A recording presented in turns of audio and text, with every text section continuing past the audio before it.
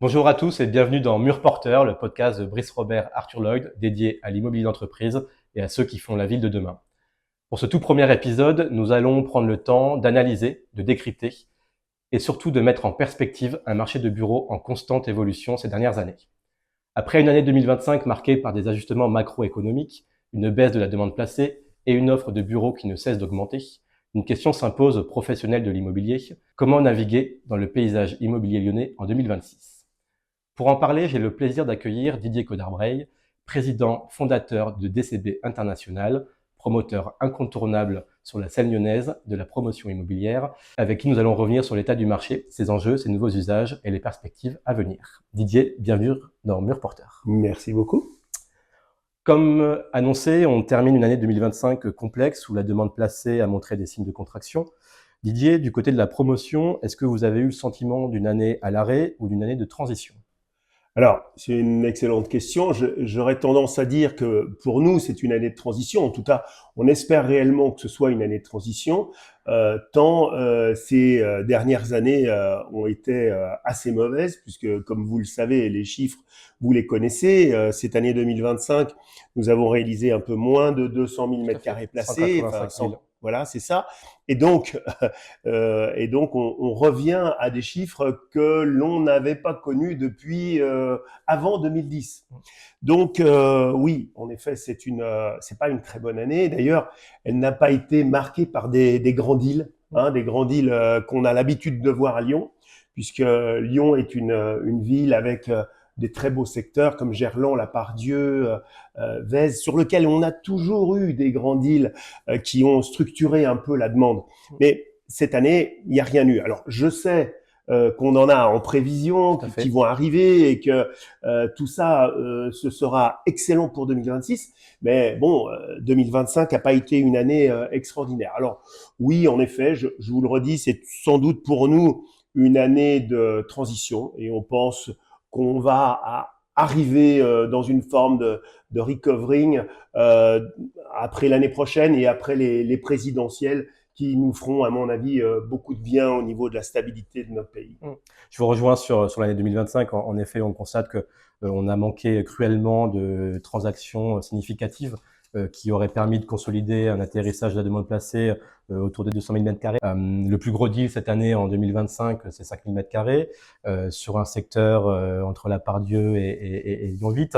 On constate chez Brice Robert Arthur Lloyd que les petites et moyennes surfaces restent dynamiques avec surtout des transactions sur du 0,500 mètres carrés.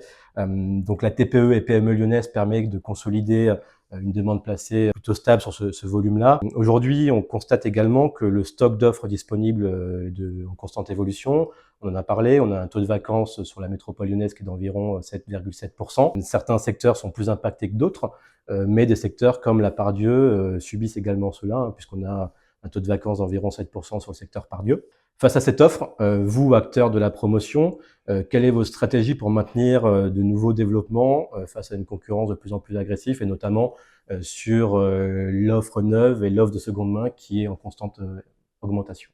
Alors, c'est vrai que notre concurrence, elle se situe plutôt sur la seconde main.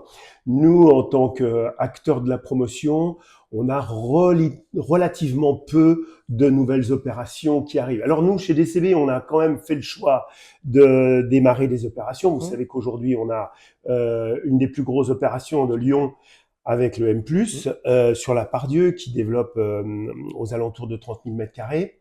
Et on a continué sur Vèze. Nous avons une opération qui s'appelle Brooklyn, un peu moins de 10 000, et sur lequel, bien évidemment, on n'a pas la même typologie de commandes preneurs qu'avant. On fait énormément de ventes en copropriété. Et puis, bien évidemment, on continue à faire des baux qui viennent s'insérer un peu dans cette opération. Et puis, ben, ça veut dire quoi? Ça veut dire qu'aujourd'hui, on les garde en patrimoine. On a une espèce de patrimoine court terme, moyen terme. Et puis, on attend de voir un peu ce qui va se passer pour que justement, peut-être dans 1 an, 2 ans, 3 ans, on revende l'ensemble de ces loyers et de ces des surfaces en location que nous avons. tout ça, ça nous oblige à une nouvelle organisation, à une nouvelle façon de penser, à être beaucoup plus créatif sur les montages immobiliers, sur les montages financiers. Et quelque part, c'est jamais mauvais de se remettre en question. C'est une organisation que vous aviez réussi à anticiper déjà il y a quelques années, ou c'est quelque chose que vous subissez entre guillemets au fur et à mesure, je vais pas dire de la dégradation du marché, on va pas dire ce mot-là parce que c'est pas forcément hyper dégradé, mais qui bouge et qui évolue dans les mois et les années qu'on vit? Oui, alors, on a toujours été un peu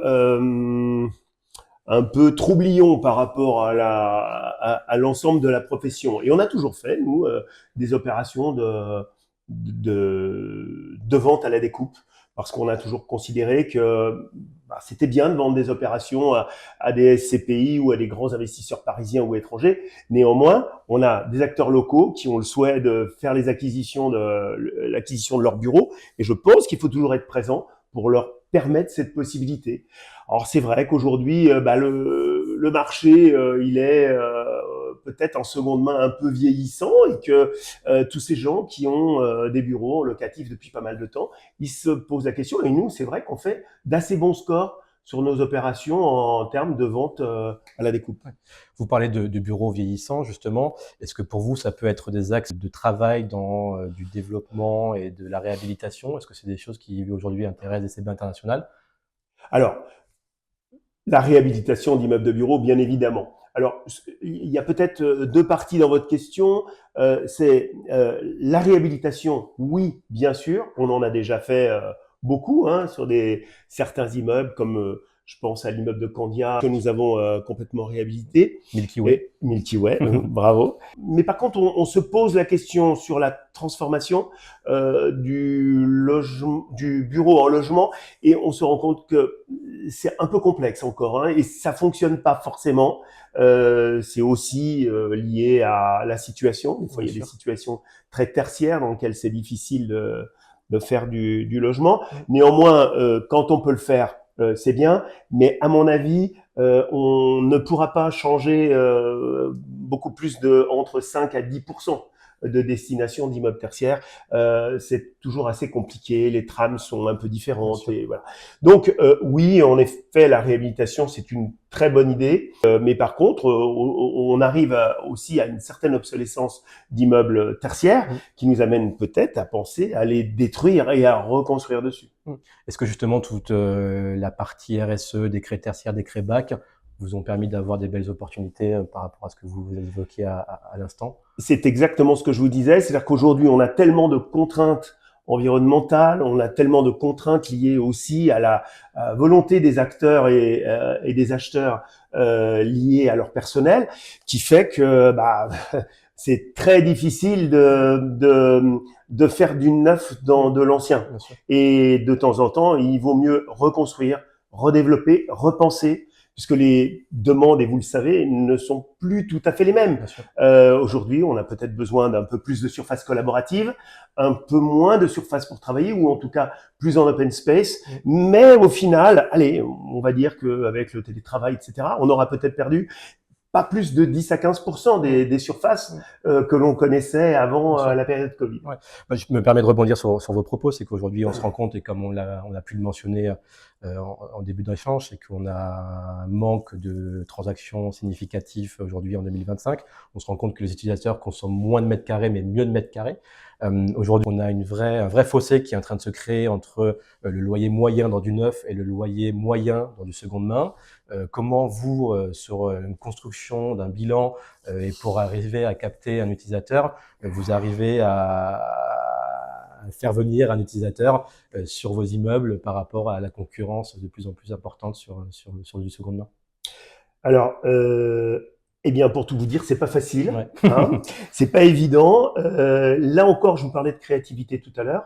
Je pense que là, bien évidemment, on va être obligé aussi de faire des efforts financiers sur du neuf, Mais par contre, on veut pas non plus faire en sorte que ces efforts financiers nous amènent, j'allais dire quasiment à être à l'équilibre ou perdre de l'argent. Non, il faut qu'on soit raisonnable, il faut qu'on fasse les choses avec beaucoup de sérénité. Je pense en effet que le marché de la seconde main est un marché qui sera toujours, bien évidemment, en concurrence avec le marché neuf. Néanmoins, compte tenu aujourd'hui de la qualité des immeubles qui sont faits par nous, bien évidemment, mais aussi par nos confrères, avec toutes les nouvelles normes environnementales, avec l'ensemble de cette organisation sociale à l'intérieur de l'immeuble, les parties sociales, les parties servicielles qui sont devenues essentielles au bon fonctionnement d'un immeuble, je crois que l'immeuble neuf a encore de très très beaux jours devant lui. Ouais. Merci. Autre point important, nous, en tant que commercialisateurs, on se rend compte qu'aujourd'hui, les TPE, PME et grands comptes ont un besoin de centralité. C'est le mot qui revient souvent sur nos demandes. Aujourd'hui, vous, promoteurs immobiliers, on connaît le manque de foncier sur la ville et sur du Lyon intramuros. Comment vous arrivez à répondre à ce besoin de centralité sur vos opérations et vos projets, avec la difficulté de trouver des fonciers en adéquation avec cette demande? Alors, c'est vrai qu'aujourd'hui, je peux pas vous dire qu'on soit dans une grande recherche foncière parce que tout est un peu compliqué. Le marché est assez lent, il est assez difficile de bien le juger, de bien le comprendre. Donc, pour l'instant, on ne fait vraiment que des acquisitions qui sont un peu des acquisitions, j'aurais tendance à dire exceptionnelles, hein, de très très beaux sites. Mais c'est vrai qu'on part pas non plus à la campagne de l'acquisition de beaucoup de fonciers. On a déjà suffisamment à faire aujourd'hui. On fait quand même attention. Je pense que le neuf, comme je vous l'ai dit tout à l'heure, a de beaux jours devant lui et que beaucoup d'immeubles lyonnais et de périphérie sont frappés d'obsolescence. Vous parliez de centralité. Aujourd'hui, on va dire une demande un peu resserrée et vraiment une difficulté de commercialisation. Oui, en effet, la plupart des grands utilisateurs se recentrent sur des secteurs Pardieu, Gerland-Vèze et peut-être pour l'instant les secteurs périphériques souffrent un peu plus. Nous, on a des opérations dans l'Ouest lyonnais. Alors, je dis pas que rien ne se fait, mais je veux dire qu'aujourd'hui, ça prend un peu plus de temps. Ouais. Est-ce que justement ce timing-là, vous le considérez sur vos bilans de promoteurs et prenez en compte qu'aujourd'hui, un dossier prend 6 mois, 8 mois à se faire? Est-ce que ça a eu un impact sur votre organisation? Par exemple, sur l'Ouest lyonnais, nos opérations, on a une opération qui s'appelle Plug and Play, qui fait 17 000 mètres carrés. Bien évidemment, on l'a commencé un peu en période post-Covid. On a bien organisé les bâtiments pour pouvoir les vendre ou les louer différemment et séquencer finalement tout ça pour que justement on ne construise pas un immeuble démentiel qui nous aurait mis dans une situation financière un peu compliquée en termes de portage parce que aujourd'hui, vous le savez, les taux d'intérêt sont ce qu'ils sont et les portages sont excessivement coûteux pour des entreprises comme les nôtres. Très bien. Si nous nous projetons sur les 12 prochains mois, quels seront selon vous les principaux vecteurs de croissance pour le marché lyonnais?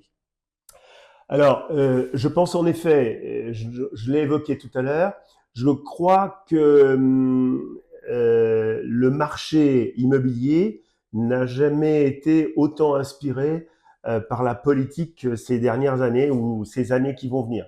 Hein, c'est-à-dire, je pense qu'il faut absolument que la politique soit à côté de la politique de la construction et donc voilà et des utilisateurs. Je crois que ce marché il est en tout cas cette crise que nous venons de traverser, elle est comme toutes les crises. C'est toujours très intéressant de vivre ces moments un peu compliqués parce que ça nous amène bien évidemment à nous remettre en question, à repenser peut-être aussi un peu l'immobilier, à retravailler avec les utilisateurs, retravailler le cœur de l'organisation des immeubles Et puis là également à pouvoir répondre financièrement, hein, tant au niveau des loyers qu'au niveau de nos bilans de construction, avec peut-être des prix un peu plus resserrés, avec on avait peut-être un peu perdu l'habitude de tout ça dans des périodes où on vendait les immeubles un peu facilement et où on avait des investisseurs qui étaient à notre porte pour acheter des immeubles de bureaux ou des immeubles logistiques. Maintenant, c'est plus le cas. Et je pense qu'en effet, ceux qui arriveront à sortir de cette crise en sortiront plus forts. Voilà. Et puis, comme vous le savez, je suis encore toujours très intéressé à construire en vertical plutôt qu'en horizontal. On a vu passer un projet. C'est une bonne façon de gagner de la place et de ne pas utiliser le terrain dont nos enfants auront besoin demain. Très bien. Voilà. Didier, dernière question. On est joueur chez Brice Robert Arthur Lloyd. Alors, je vais vous demander de vous mouiller un petit peu. Selon vous, à combien va atterrir la demande placée de bureaux en 2026? Alors, ça tombe bien parce que j'ai déjà le chiffre. Et donc, je pense qu'on arrivera un petit peu moins de 300 000. Et je pense qu'on devrait y arriver parce que le marché, on le ressent, il est en train de retrouver des couleurs. Des demandes plus importantes sont en train d'arriver et je suis assez positif sur l'année 2026 et en tout cas pour le remplissage de nos propres opérations, nous comptons bien sûr sur Brice Robert Arthur Lloyd. C'est gentil. Voilà. Merci beaucoup Didier pour cet échange. C'était Mur Porter. Merci pour votre écoute et à très vite.